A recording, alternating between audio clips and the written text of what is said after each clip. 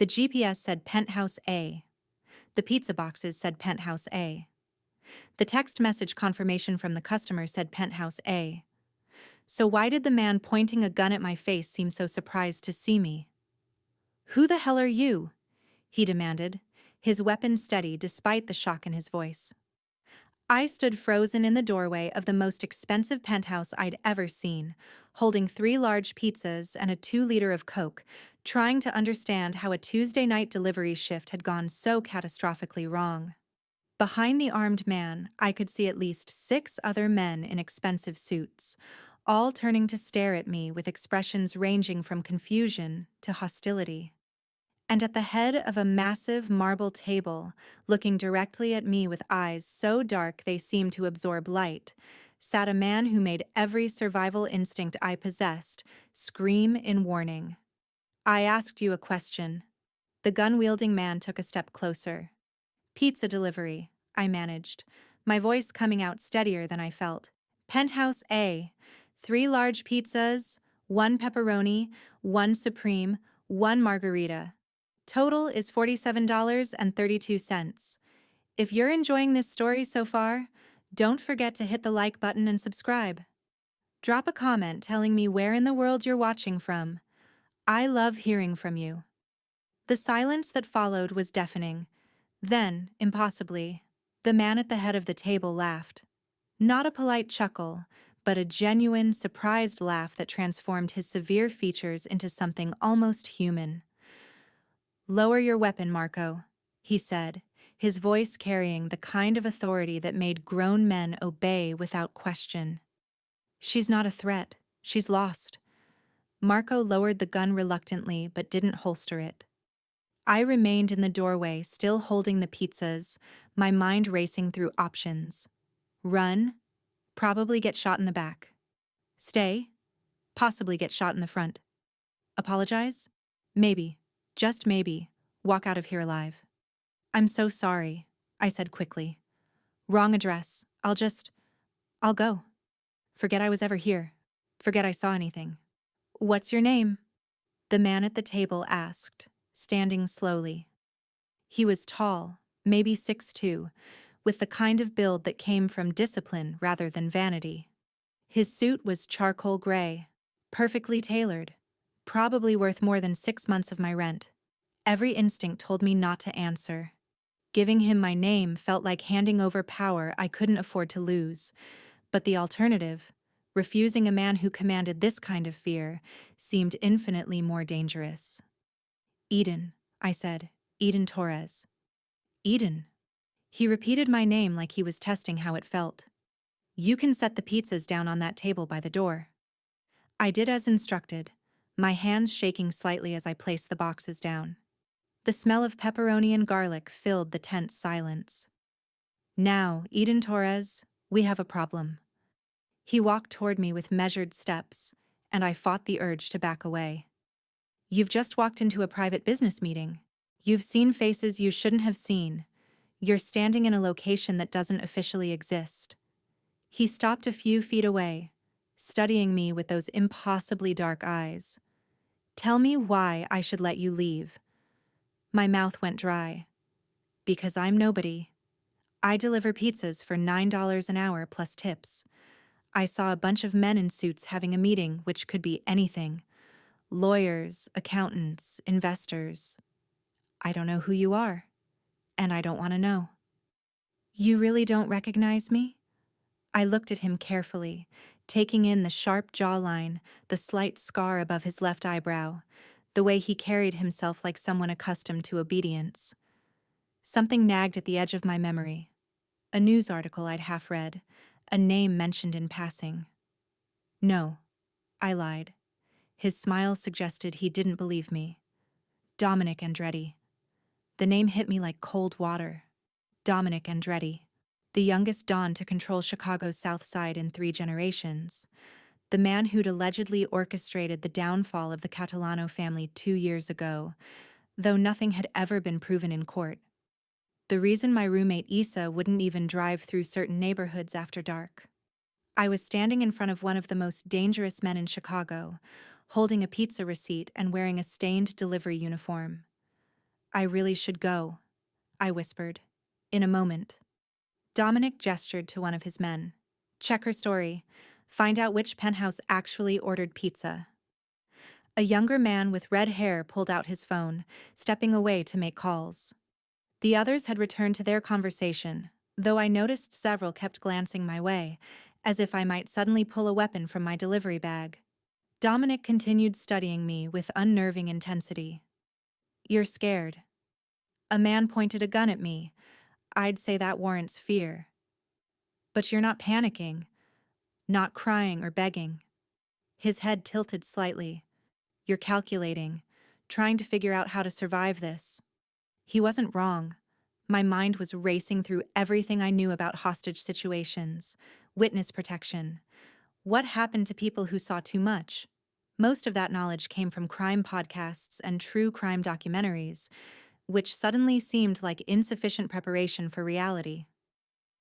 Boss, the red-haired man called out. Penthouse B ordered the pizza. She's supposed to be one floor down. Ah.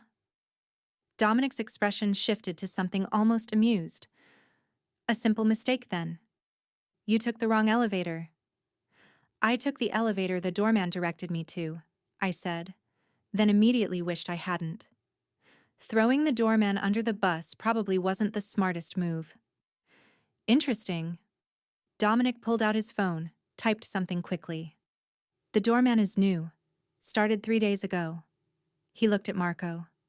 Find out who hired him and who he's working for. Marco nodded and left the room quickly. I watched this exchange with growing dread. They thought the doorman had deliberately sent me to the wrong penthouse, which meant they thought someone was using me as a spy or a distraction. I swear I don't know anything about that, I said urgently. I picked up the order from Angelo's Pizza on 5th Street. The address said the Morrison Building, Penthouse A. I've never even been to this building before tonight. Dominic studied me for another long moment. Then he made a decision that changed everything. You're going to work for me. I blinked. Excuse me?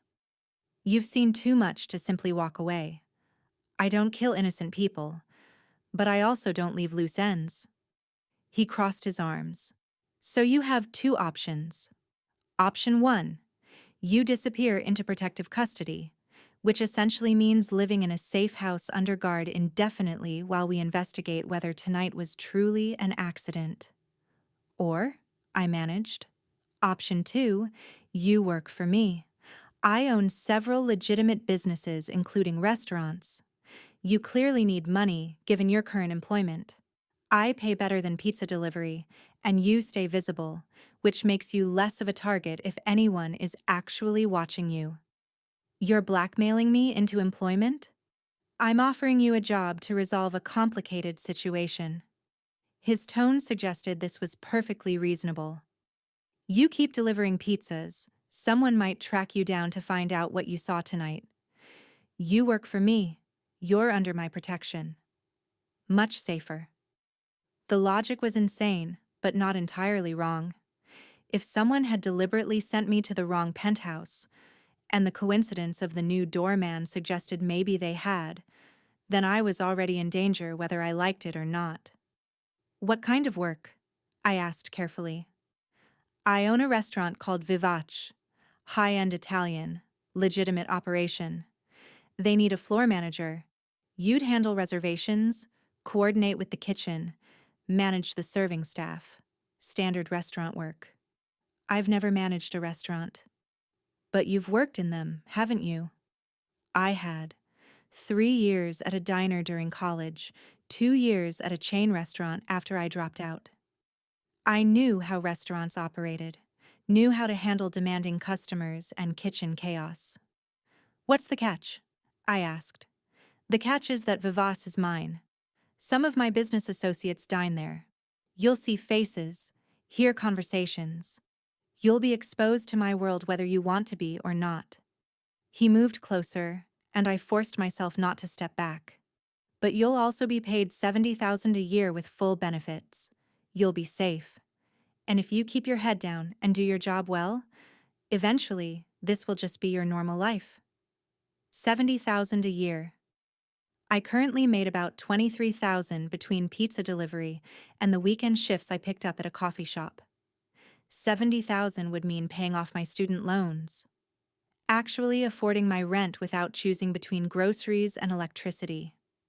Maybe even helping my mother with her medical bills instead of just sending apologetic texts about why I couldn't visit.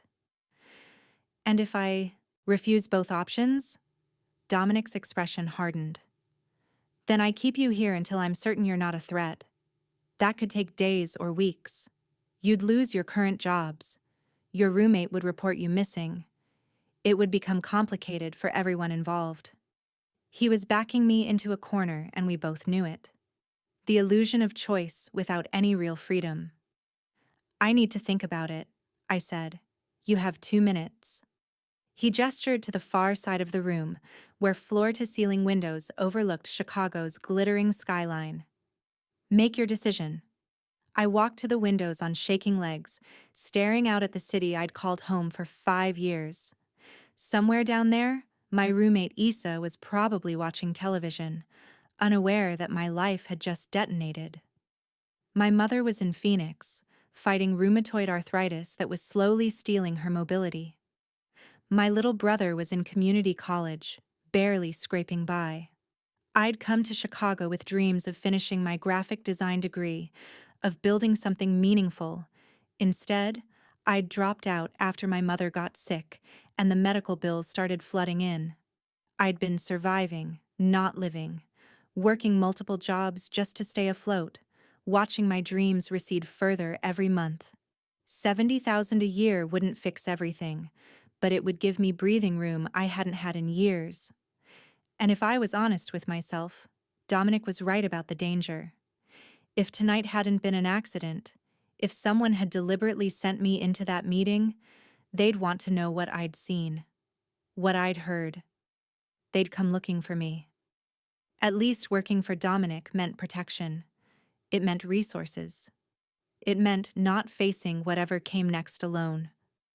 I turned around to find him watching me, patient and predatory all at once. Okay, I said. I'll work for you, but I have conditions. His eyebrow raised. You're negotiating? You said option 2 was employment.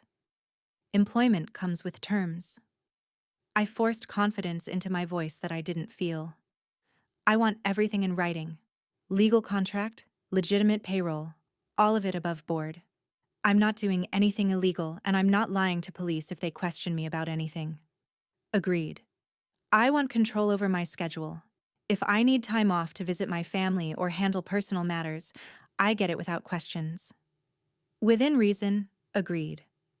And if at any point I feel unsafe or you ask me to do something that crosses my ethical lines, I can quit without retaliation. That made him smile, though it didn't reach his eyes. That last one I can't promise. If you learn sensitive information and then try to leave, it becomes complicated. But I can promise that I won't deliberately put you in danger, and I won't ask you to participate in anything criminal. He extended his hand. Do we have a deal, Eden Torres? I looked at his offered hand, knowing that shaking it would change everything. That I'd be stepping into a world I'd spent my whole life avoiding.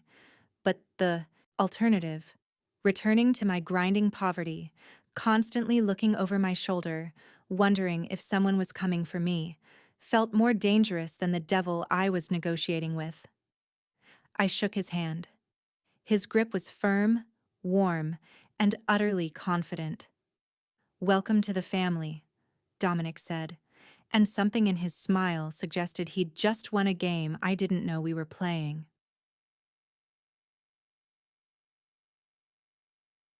The restaurant Vivat's was everything I'd expected and nothing I was prepared for. Located in Chicago's Gold Coast neighborhood, it occupied the ground floor of a building Dominic apparently owned, with exposed brick walls, crystal chandeliers, and tables that seated Chicago's elite every night. I started 3 days after our unusual meeting. Dominic had sent a car for me, A sleek black sedan driven by a man who introduced himself as Tony and said approximately 12 words during the entire drive. He delivered me to the restaurant at 8 in the morning, hours before opening, where I met the existing staff. "You must be Eden." A woman in her 50s with silver hair and sharp eyes approached me. "I'm Margaret Chen. I've been running this place for 3 years, and Dominic tells me you're my new floor manager." The way she said it suggested she wasn't entirely pleased about getting a new supervisor without her input. "I'm looking forward to learning from you," I said carefully. "I have restaurant experience, but I've never worked anywhere like this." Margaret's expression softened slightly. "At least you're honest. Come on, I'll show you how we operate." The next 6 hours were a crash course in high-end restaurant management. Margaret walked me through their reservation system, which was apparently more complicated than flight bookings and involved knowing which customers couldn't be seated near each other, which ones always ordered specific wines, and which ones needed to be handled with extreme diplomacy. "Table 7 is always reserved on Friday nights," Margaret said, pointing to a corner booth with excellent sightlines to both entrances. "That's for Dominic and his guests. No exceptions." "Does he come in often?" "2 or 3 times a week. Always evenings, usually with business associates." She gave me a meaningful look. "You'll see things, hear things. The key to surviving in this job is selective memory. Understand?" I understood. Don't ask questions. Don't gossip. Don't remember anything that could get me killed. The staff consisted of 12 servers, 4 bartenders, 3 hosts, and a kitchen crew of 8, led by a temperamental chef named Alessandro, who threw a spatula at someone within my first hour for overcooking pasta. Everyone was professional, efficient, and clearly aware that this wasn't just any restaurant. "You're Dominic's new project," one of the bartenders, a woman named Sienna with platinum blonde hair, said during a brief break. "We've had 3 floor managers in 2 years. The last one quit after she saw something she shouldn't have during a private party." "What did she see?" "That's exactly the kind of question you shouldn't ask." But Sienna's smile was friendly despite the warning. "Just keep your head down, do your job well, and you'll be fine. Dominic takes care of people who are loyal to him." I spent my first week learning the rhythms of Vivace.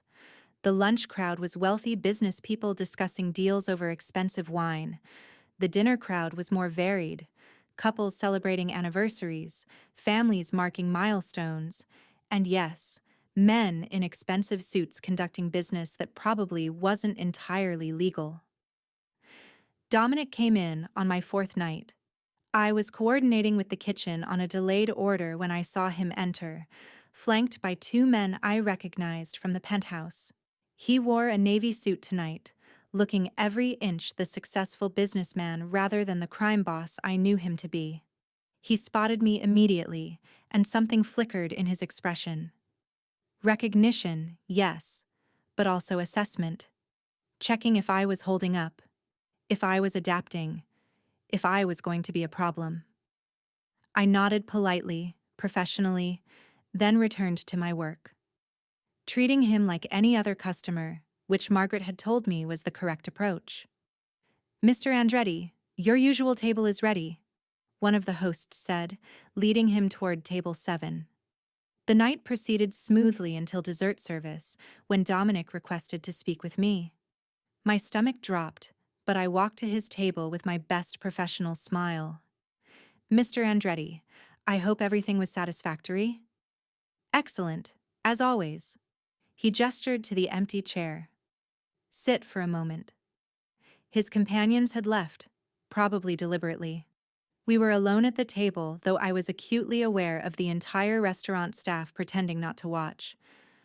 I sat, keeping my posture straight and professional. "You're adapting well," Dominic said. "Margaret says you're competent. The staff likes you. No complaints about the transition." "I'm trying my best." "Are you comfortable here?" It was a strange question, given how I'd been coerced into this job. But I considered it honestly. "Yes, actually, The work is challenging but manageable. The staff has been welcoming. It's a good environment. Good. He leaned back slightly. The doorman who misdirected you was working for the Valentini family. They've been probing my operations for months, looking for weaknesses. My blood went cold. So sending me to the wrong penthouse was deliberate.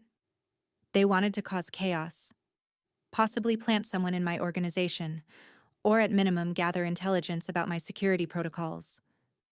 His eyes held mine, which means they might still be watching you, trying to determine if you're useful to them. That's terrifying. That's reality in my world. He pulled out a business card, slid it across the table. This number reaches me directly 24 hours. If anyone approaches you, follows you, asks questions about your work or about me, you call immediately. Understood? I took the card, noting the single phone number printed in simple black text. Understood. Your safety is important to me, Eden.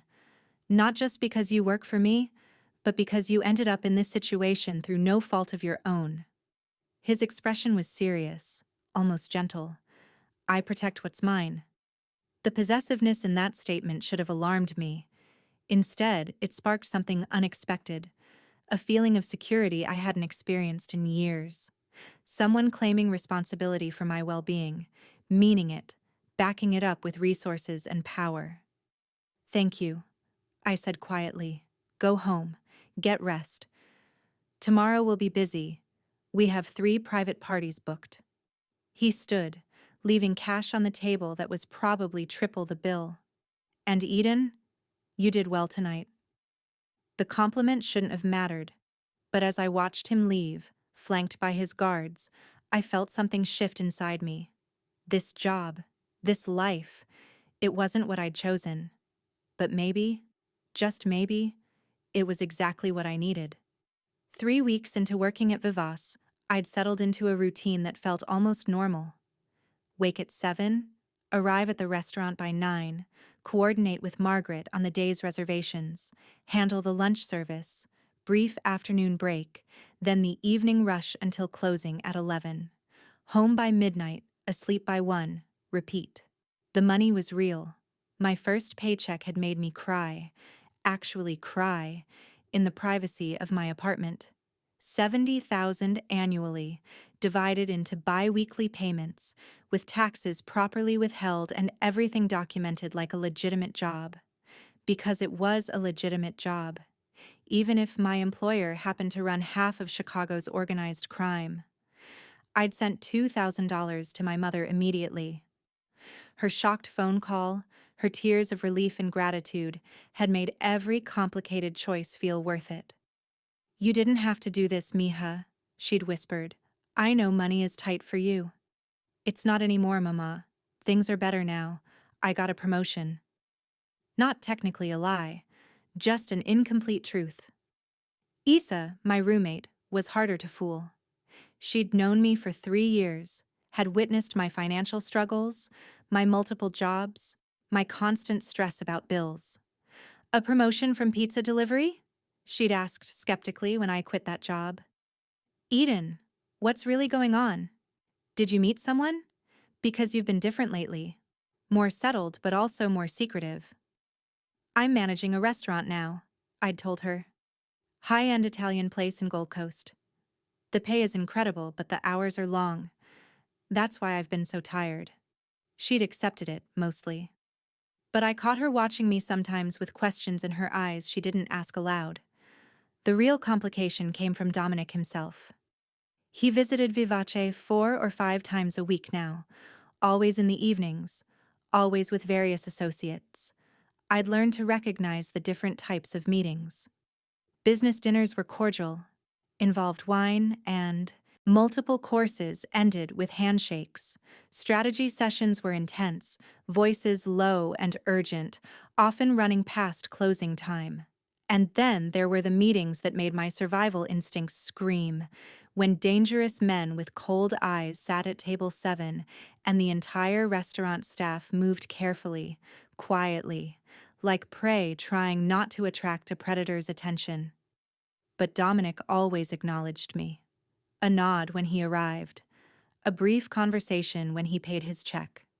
Small moments of attention that felt disproportionately significant. "He's watching you," Sienna observed one night after Dominic had left. We were closing down the bar and she was counting register receipts while I organized reservation logs. "Like really watching you. I've worked here 2 years and I've never seen him pay this much attention to anyone."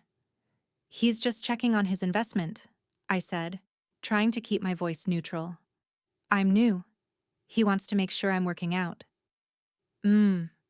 Sienna's tone suggested she didn't believe me. "Or he's interested in you as more than an employee." "That's ridiculous. He's—" I stopped, unsure how to finish. "He's my boss? He's a criminal? He's the reason I'm trapped in this life? Dangerous? Powerful? Completely wrong for you?" Sienna smiled. "Yeah, all of that. But it doesn't change the way he looks at you, like you're something unexpected that he's trying to figure out." I wanted to deny it, but I'd noticed it too. The intensity in his gaze when he thought I wasn't looking.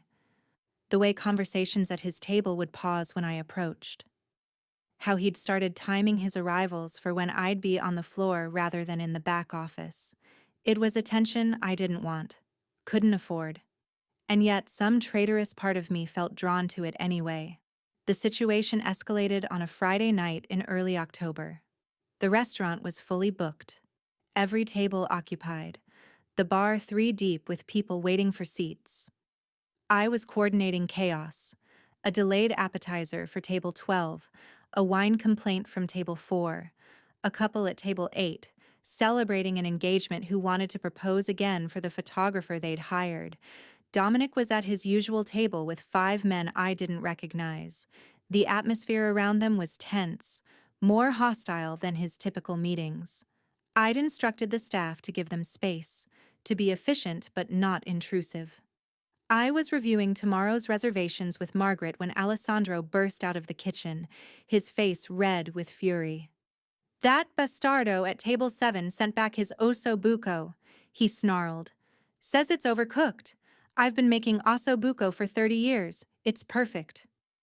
I glanced toward table 7 and saw one of Dominic's guests pushing his plate away with obvious disdain, saying something that made the others laugh.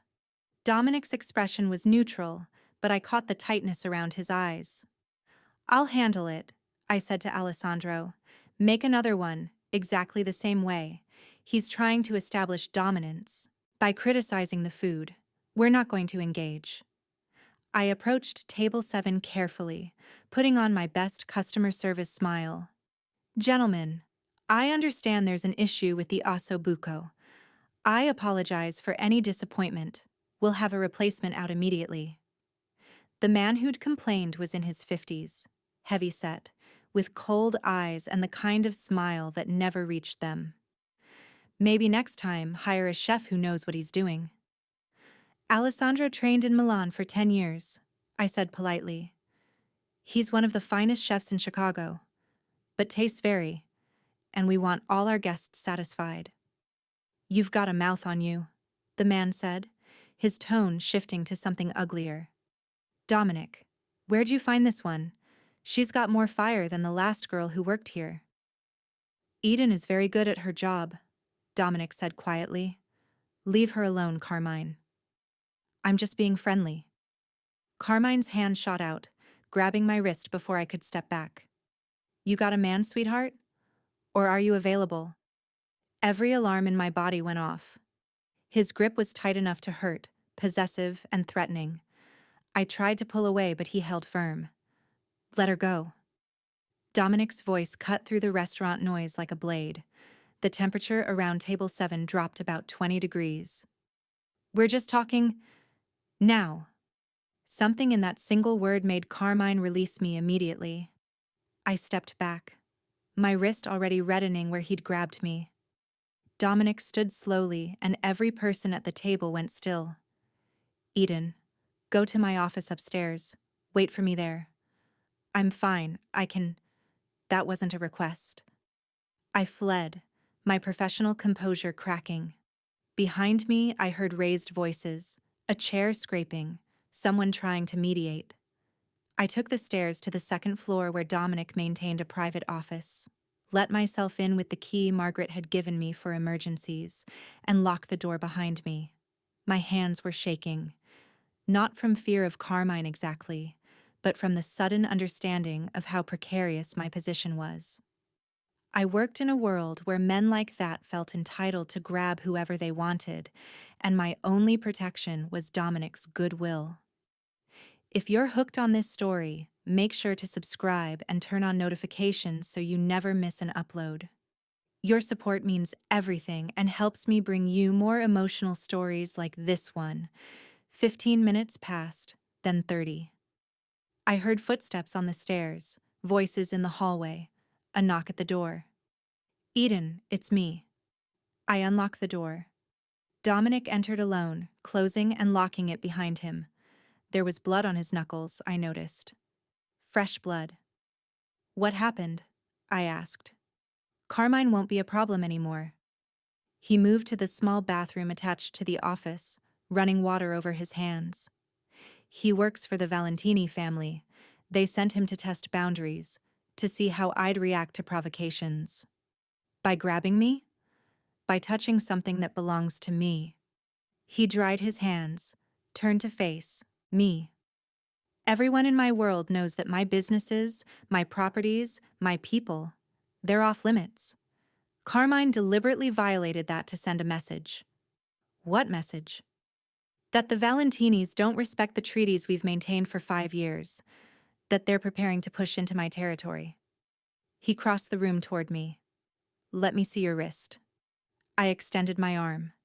The bruises were already forming, purple-blue marks in the shape of fingers.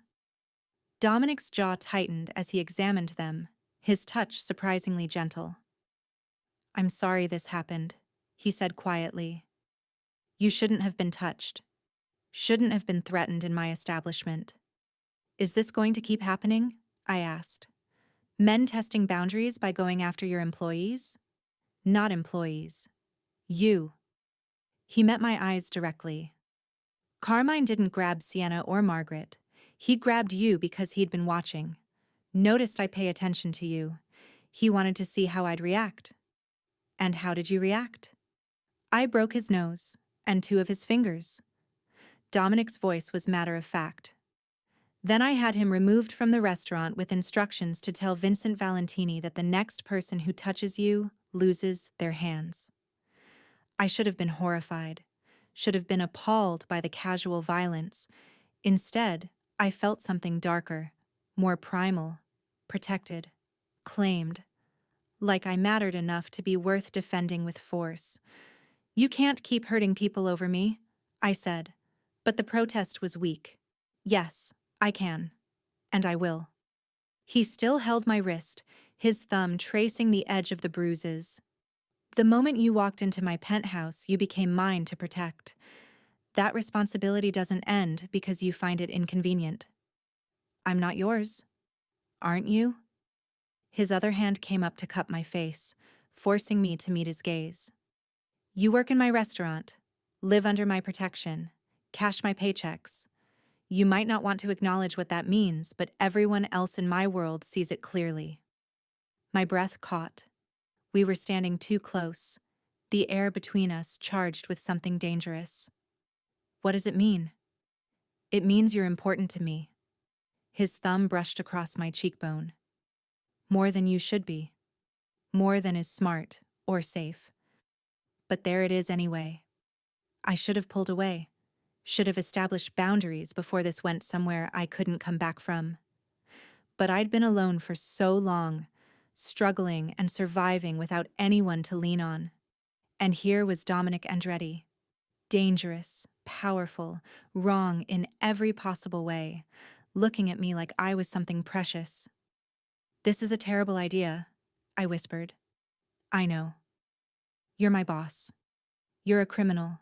This violates about 17 different boundaries. I know. I should leave. Should find another job. Get away from all of this before. He kissed me. Or I kissed him.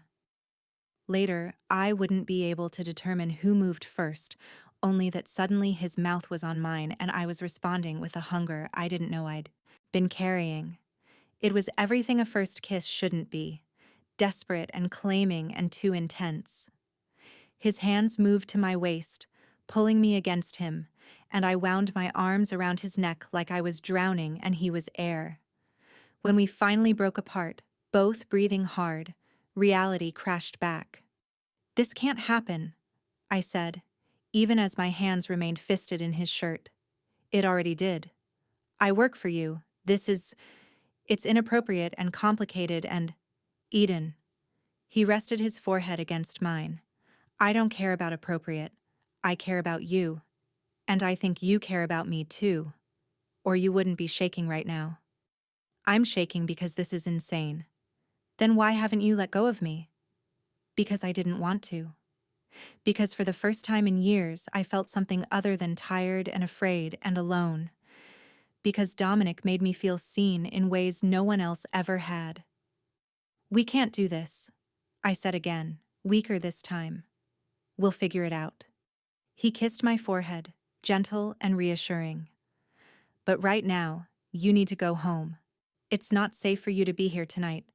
Not after what happened with Carmine. The Valentinis might retaliate." Fear replaced the heat of moments ago. Retaliate how? Probably nothing direct. But I'm not taking chances. He pulled out his phone, typed quickly. "Tony will drive you home. He'll stay outside your building tonight. Make sure no one approaches you." "You're giving me a bodyguard?" "I'm protecting what's mine. There's a difference." I wanted to argue with the possessiveness, but I was too rattled by everything that had happened. Carmine's hand on my wrist. Dominic's violence in response. The kiss that had detonated whatever professional boundaries we'd been maintaining. "Okay," I said quietly. "I'll go home. Tomorrow, take the day off. Stay in your apartment. Don't go out alone. I'll send Tony to check on you. Make sure everything's secure. Dominic, please." The single word, coming from a man who usually commanded rather than requested, stopped my protest. "Please let me know you're safe." I nodded, unable to do anything else. Tony was waiting downstairs, the restaurant now closed, staff cleaning up from the evening service. Margaret gave me a knowing look as I passed, but didn't comment. The drive to my apartment in Wicker Park was silent. Tony parked across the street with perfect sightlines to my building's entrance. "I'll be here all night, Miss Torres," he said. "You need anything, you call down, and Mr. Andretti wants you to text him when you're inside safely." I trudged up 3 flights of stairs to my apartment, let myself in quietly to avoid waking Issa, and immediately pulled out my phone. "Me. I'm home." The response came within seconds. "Dominic. Lock your door. All the locks. Set your alarm." "Me. Done." "Dominic. Get some rest. We'll talk tomorrow about what happens next." "Me. What does happen next?" "Dominic. I don't know yet. But I meant what I said. You're important to me. That's not changing."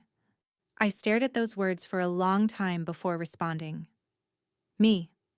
This is complicated. Dominic. The best things usually are. Good night, Eden." "Me. Good night." I lay in bed staring at the ceiling, replaying everything. The violence. The kiss. The way Dominic had looked at me like I was something worth protecting. And somewhere between fear and attraction and the bone-deep exhaustion of years spent surviving, I made a decision. I wasn't running. Not from Dominic. Not from this life. Not from whatever came next. For better or worse, I was choosing to stay. The next morning brought complications I hadn't anticipated. I woke to 17 missed calls from an unknown number and a text from Dominic that made my blood run cold. "Dominic. Don't answer calls from numbers you don't recognize. The Valentinis are trying to reach you. Tony is still outside. You're safe." I sat up in bed, heart pounding. Through my window, I could see Tony's car still parked across the street. Issa was already gone, her Saturday morning yoga class, which meant I was alone when my phone rang again. The same unknown number. Against every instinct screaming at me not to answer, I picked up. Hello? Eden Torres. The voice was male, older, carrying the weight of authority. My name is Vincent Valentini. I believe you met my associate Carmine last night. My mouth went dry. I don't have anything to say to you. Just listen. You're a smart girl, educated, working a legitimate job. You don't belong in Dominic Andretti's world. His tone was almost kind, which made it more sinister. He's using you to antagonize my family. Last night was just the beginning. You're going to get caught in the crossfire of something that has nothing to do with you. Then leave me alone. I'm trying to help you. Dominic is dangerous, Eden. He's violent and possessive, and women who get close to him end up hurt. There was a girl 2 years ago, before your time. She worked at one of his clubs, got involved with him romantically. Vincent paused. She disappeared. No one's seen her since. Ice flooded my veins. You're lying. Am I? Ask him about Sofia Marcelli. Ask him what happened to her and why her family stopped looking. Another pause. I'm offering you a way out. Leave Chicago. I'll give you money, help you relocate, set you up with a job in another city. Fresh start. No strings attached. All you have to do is walk away from Dominic. Why do you care what happens to me? Because you're an innocent civilian caught up in a war between families, and because you have information about Dominic's operations, his security, his people. That information is valuable. His voice hardened slightly. I can pay you for it. $200,000 for details about his businesses, his routines, who he meets with. There it was. The real reason for his concern. He wanted to turn me into an informant. I'm not interested, I said firmly. Think carefully, Eden. The money could change your life. Pay off debts. Help your family. Your mother needs expensive medical care, doesn't she? Your brother is struggling with college costs. $200,000 would solve a lot of problems. The fact that he knew about my family made me nauseous.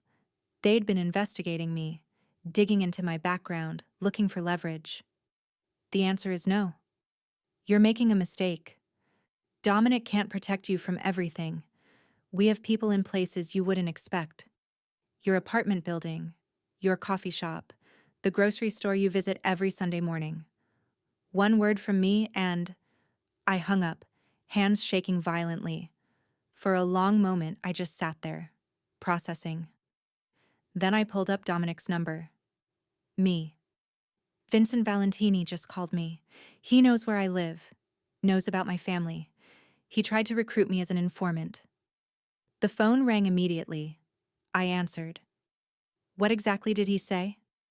Dominic's voice was deadly calm. I recounted the conversation word for word, including the implied threats about having people watching me. When I mentioned Sofia Marcelli, Dominic went silent for several seconds. I'll explain about Sofia when I see you, he said finally. She's not dead, despite what Vincent implied. But that conversation needs to happen in person. His tone shifted to command mode. Pack a bag. Enough for several days. Tony will bring you to a safe location within the hour. I can't just leave. Issa will worry, and I have work. The restaurant is closed until I say otherwise. Your safety is more important than business. He paused. As for your roommate, you'll text her that you're visiting family for a few days. An emergency with your mother. You want me to lie to her? I want you alive and unharmed. If that requires some creative truth, then yes.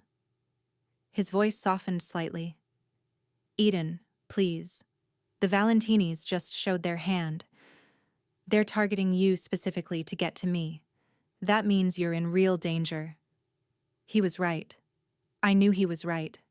Vincent's call had been a warning wrapped in an offer.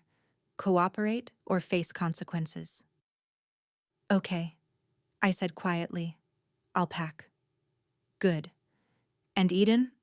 I'm sorry you're caught up in this, but I promise you, I will handle it. 30 minutes later, I climbed into Tony's car with a hastily packed duffel bag and a guilty text sent to Issa about my mother having a health scare. Where are we going? I asked as we pulled into traffic. Somewhere safe, Miss Torres. That's all I can say.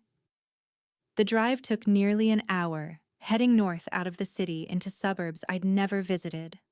We eventually turned onto a private road that wound through dense trees, ending at a gate with serious security.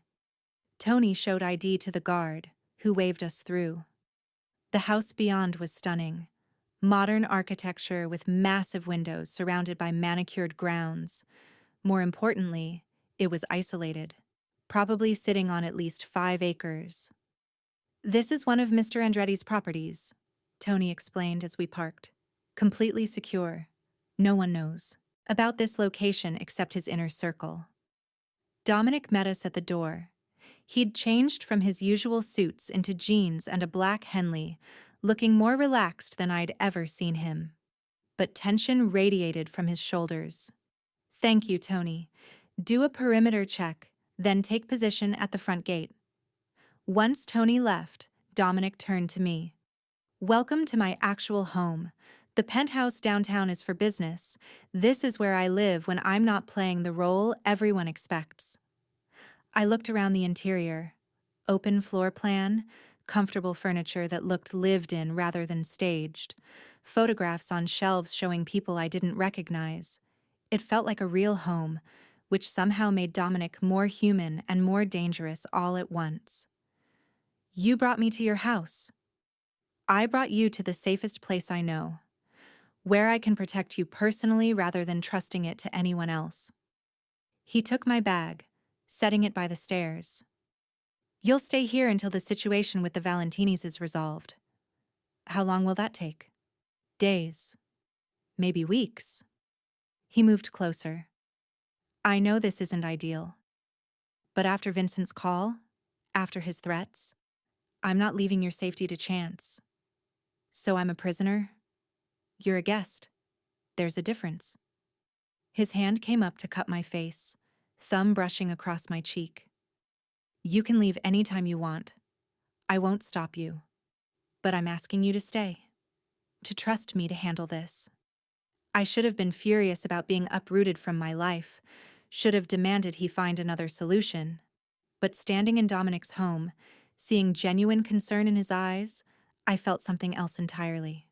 Safe. Protected. Chosen. Okay, I said. I'll stay. Thank you. He kissed my forehead, gentle and reverent. Let me show you to your room. As I followed him upstairs, carrying my bag into a beautiful guest suite with its own bathroom and sitting area, I understood that everything had changed. I wasn't just working for Dominic Andretti anymore. I was under his protection, in his home, caught up in his war. And despite every logical reason to be terrified, some reckless part of me wanted to see where this led. Living with Dominic was nothing like I'd imagined. The first morning, I woke to sunlight streaming through floor-to-ceiling windows and the smell of coffee drifting upstairs. I found him in the kitchen, dressed casually in dark jeans and a white t-shirt, making breakfast like this was normal. Like I hadn't been essentially kidnapped into protective custody. I didn't know what you liked, he said, gesturing to the counter where he'd laid out options: bagels, fruit, yogurt, eggs. So I made everything. You cook? I live alone. The alternative is starving or eating takeout every meal. He poured me coffee without asking, somehow knowing I took it black. Sleep okay? Better than expected. Which was true. The bed had been comfortable, the house quiet, and knowing armed guards patrolled the perimeter had been oddly reassuring. What happens now? Now we wait while I handle the Valentini situation. He handed me the coffee mug. That means negotiations, conversations with other families, making it clear that targeting you was a mistake they won't repeat. And if they don't listen? His expression hardened. Then things escalate, but I'm trying to avoid that. War is expensive and unpredictable. Better to resolve this through diplomacy if possible. We ate breakfast together at his kitchen island, and the domesticity of it felt surreal. This was the man who'd threatened me in a penthouse, who'd broken someone's nose for grabbing my wrist, who commanded fear from dangerous men. But here, in his home, he was just Dominic, making small talk about the weather, asking if I needed anything, refilling my coffee. "Can I ask you something?" I said finally. "Always." "Who is Sofia Marcelli?" His jaw tightened. He set down his coffee carefully, taking a moment before answering. "Sophia worked at one of my clubs 3 years ago. Bartender. Very good at her job. We were involved briefly. Nothing serious. Just casual." He met my eyes. The Constantino family was trying to move into my territory at the time. They found out about Sophia, tried to use her to get information about my operations. What happened? She came to me, told me everything, said they'd threatened her family if she didn't cooperate. His voice was carefully controlled. I gave her a choice: testify against them and enter witness protection, or disappear completely with a new identity. She chose the second option. So she's alive? Living in Oregon under a different name, married to a school teacher, completely safe. He leaned forward. "Vincent told you she disappeared to make you think I killed her, to make you afraid of me. But I don't hurt innocent people, Eden. I never have." I wanted to believe him, and looking into his eyes, seeing genuine honesty there, I realized I did. "Okay," I said quietly. "Okay? I believe you." Something in his expression softened. "Thank you for that. For giving me the benefit of doubt when most people wouldn't." The days developed a strange rhythm. Dominic worked from his home office, taking calls and video meetings with various associates. I had access to the entire house and grounds, though I couldn't leave the property. He'd brought my laptop so I could handle Vivasi's scheduling remotely, coordinating with Margaret about keeping the restaurant running smoothly during the renovation closure we'd announced. Evenings were when things felt most dangerous. We'd cook dinner together, falling into an easy collaboration that suggested we'd been doing this for years. He'd tell me about his day in carefully edited terms, meetings with other families, negotiations over territory, business deals both legitimate and otherwise.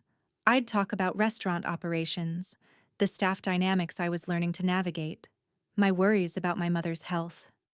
"You should call her," Dominic said one night as we cleaned up after dinner.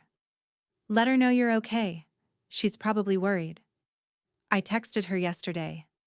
"That's not the same as hearing your voice." He dried his hands on a towel. "Use my office, take all the time you need, I'll give you privacy." The gesture was unexpectedly kind. I went to his office, a space I'd been avoiding because it felt too intimate, too much like invading his private world. But now, sitting in his leather chair surrounded by his books and personal items, I felt strangely comfortable. My mother answered on the second ring. "Mija, are you okay? Your texts have been so short lately." "I'm fine, Mama, just busy with work." The lie tasted bitter. "How are you feeling? How's your treatment going?"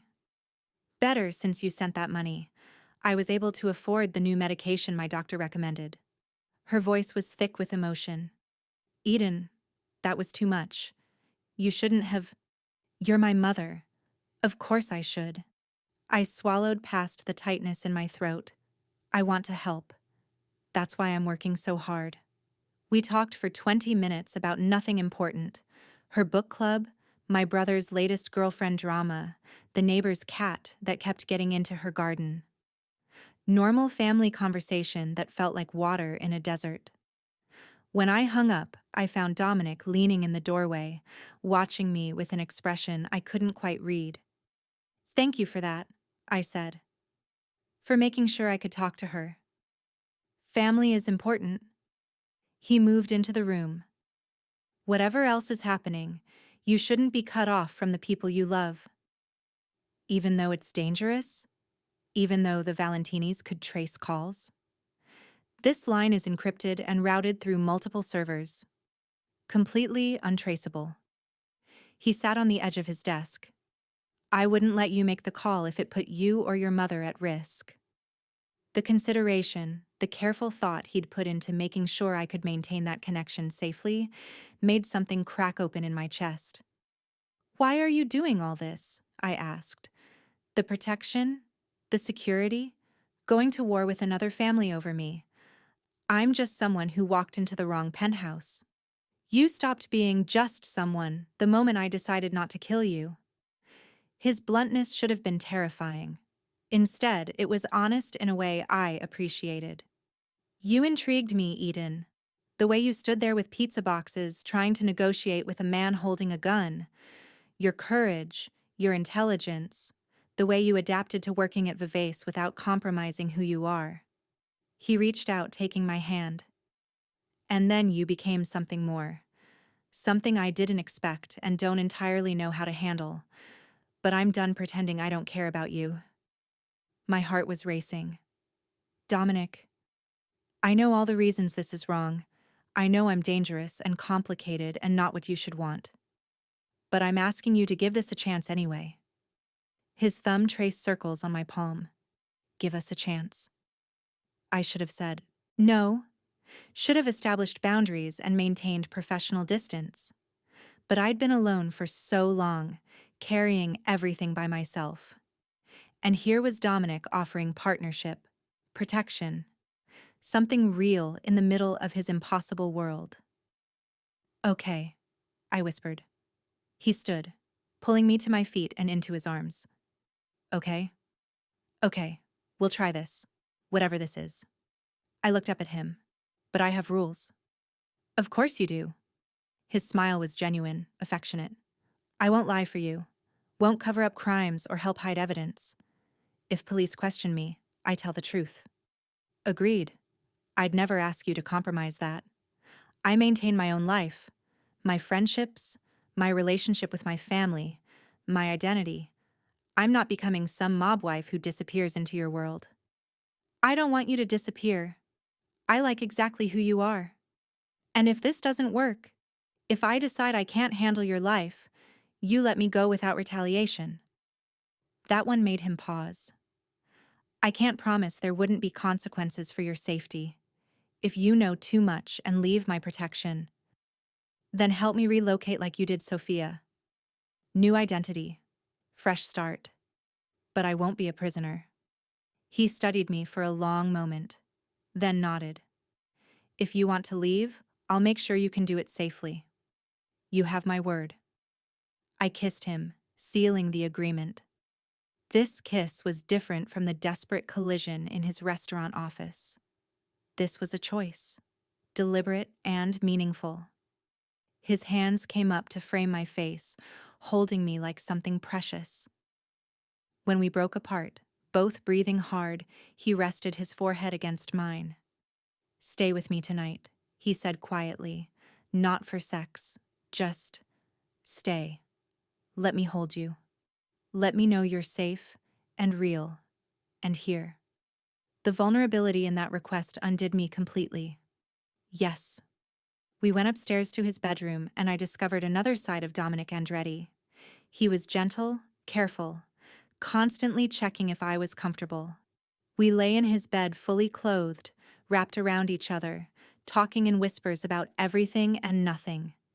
He told me about growing up in his father's shadow, learning the family business through violence and fear. About his mother who died when he was 17, leaving him alone with a father who saw him as an asset rather than a son. About taking over the organization at 25 after his father's death and trying to build something different. Still criminal, but with rules, with honor. I told him about my father leaving when I was 12, about putting myself through college until my mother got sick, and the medical bills forced me to drop out.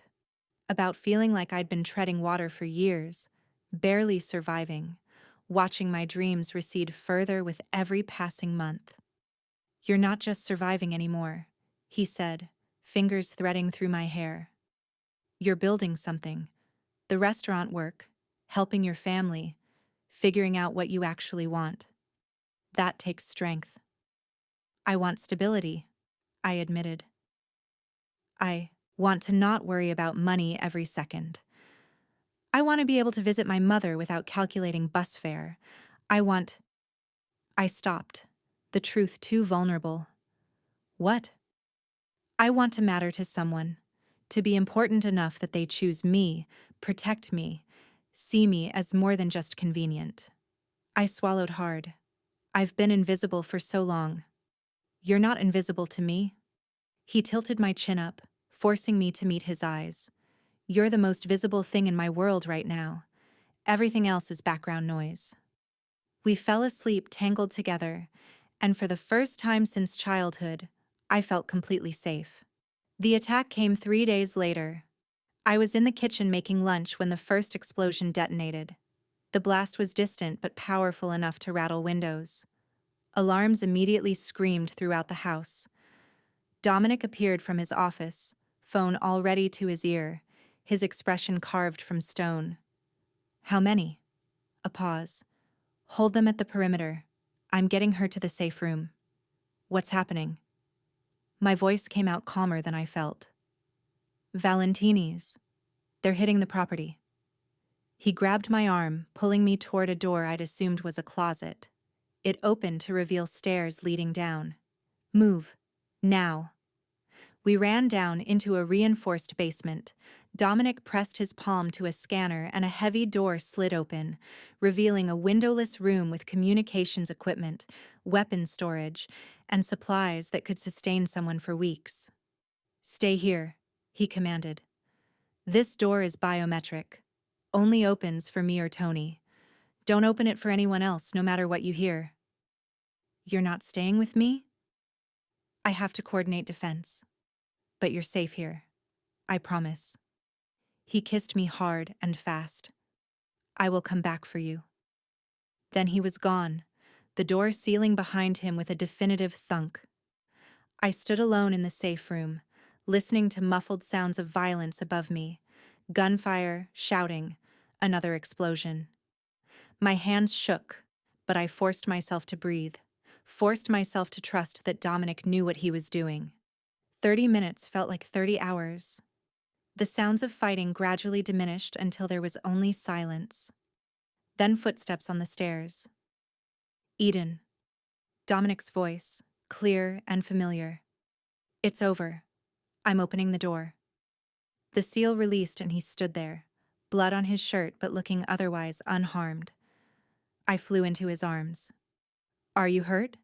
I demanded, checking him frantically for injuries. Not my blood. He held me tightly. We repelled them. Captured 3 alive. The rest fled. His voice was grim. But this was a declaration of war.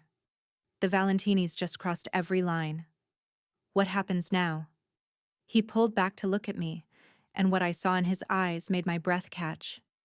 Not fear or uncertainty, but cold, absolute determination. Now I end this. Permanently. The next 48 hours moved with brutal efficiency. Dominic became someone different, not the man who made me breakfast or held me through the night, but the crime boss who commanded an empire through fear and respect. He coordinated with other families, called in favors, mobilized resources I couldn't begin to understand. I remained in his house under heavy guard while he waged war in the shadows. He'd come home exhausted and covered in someone else's blood, shower, collapse beside me for a few hours of sleep, then disappear again before dawn.